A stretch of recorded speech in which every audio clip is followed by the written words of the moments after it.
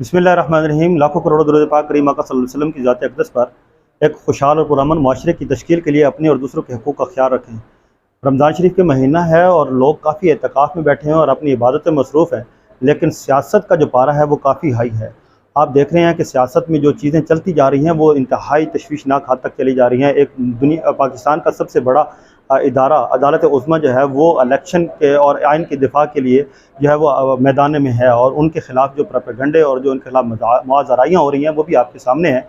एक सियासी जमात को हराने के लिए और ऐसी सियासी जमातों को हराने के लिए जो इस सिस्टम के ख़िलाफ़ हैं, जो सिस्टम को लपेटने के चक्कर में है, उनको रास्ते से हटाने के लिए तमाम जमातें जो हैं वो इकट्ठी हैं और तमाम ऐसे लोग जो इस निज़ाम से फ़ायदा उठाते हैं वो इकट्ठे हैं। आपने देखा होगा कि सियासत में जो चीज़ें हो रही हैं वो कभी भी मार्शल लॉ में नहीं हुई, डिक्टेटरशिप में नहीं हुई, लेकिन आज एक मौसर आवाज़ को दबाया जाता है। बहुत सारी ऐसी चीज़ें हैं जिनको जो है वो बोलने से इंसान डरता है कि कहीं ना ऐसा हो कि हम गायब हो जाएं, हमें पता ना चले कि हम कहाँ चलें, चुप साध ली जाए, कहाँ जाएं, कहाँ जाके अपनी फरियाद सुनाएं। लेकिन फिर भी एक ठंडी हवा ये है कि आइन और कानून की हिफाजत के लिए वकला बरादरी जो है वो इकट्ठी हुई। आज गोल मेज़ कॉन्फ्रेंस हुई वकला की, जिसमें जैयद और सीनियर वकला थे वो पार्टी से मुबर्रा होकर आइन और पाकिस्तान के कानून की पासदारी के लिए और अदालत उज़्मा के साथ खड़े होने के लिए उन्होंने आज कॉन्फ्रेंस की, जिसमें सिर्फ और सिर्फ उन्होंने ये कहा कि जो अदालत ने हुक्म दिया है, जो हमारा आइन कहता है कि आइन के मुताबिक 90 दिनों में इलेक्शन होगा, तो उस इलेक्शन को करवाने में सुप्रीम कोर्ट ने जो स्टैंड लिया है वकला बरादरी उनके साथ है।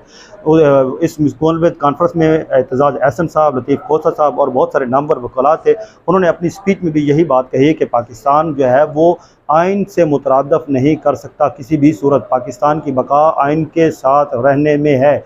जो आइन पाकिस्तान कहता है वही सब कुछ है, और किसी भी स्टेट के लिए आइन जो है वो उसके लिए सबसे बड़ा ज़ाब्ता होता है और उस स्टेट में उसी के अंदर रह के ये काम करने होते हैं। लेकिन बदकिस्मती से इस निज़ाम को तूल देने वाले लोग जो हैं वो आइन को मुअत्तल करने के चक्करों में हैं और कोई भी जो है वो इसको पूछने वाला नहीं।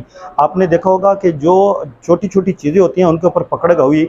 साबिक वज़ीर आज़म यूसुफ रज़ा गिलानी जो है वो आपने देखा कि उनकी नाअहली सिर्फ़ और सिर्फ अदालत का फ़ैसला ना मानने पर हुई और उनको जो है डी सीट कर दिया गया। ना सिर्फ डी सीट किया गया बल्कि उनकी वज़ारत उज़्मा की कुर्सी भी गई और वो घर चले गए, और उनकी जगह पे फिर दूसरे वज़ीर आज़म आए, परवेज़ अशरफ साहब। और आज कल ये आपके सामने है कि राना तनवीर साहब आज़ाद कश्मीर के जो वज़ीर आज़म थे उनको भी इसी केस का सामना करना पड़ा और वो भी डी सीट हुए और अपनी कुर्सी से भी चले गए। वो भी कोर्ट ऑफ कंडेम्ड की वजह से छोटी सी बात पे चले गए। लेकिन दूसरी तरफ देखें तो पीडीएम के जो रहनुमा हैं वो जो बातें करें, जजों के बारे में करें, किसी इदारे के बारे में करें, लेकिन उनके ऊपर अभी तक कानून जो है हरकत में नहीं आया।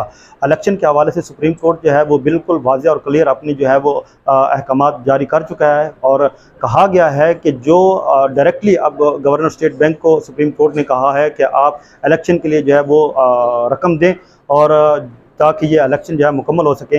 सुप्रीम कोर्ट और आला अदलिया का ये फ़ैसला जो है वो कहाँ तक जो है इसके ऊपर अमल दरामद होता है, और ये भी देखना है कि सुप्रीम कोर्ट के अहकामात जो हैं उनके ऊपर अमल दरामद करवाया जा सकेगा या नहीं। आज के लिए इतना ही। अपना चैनल का ज़रूर ख्याल रखें। मुझे दे इजाज़त। अस्सलाम वालेकुम।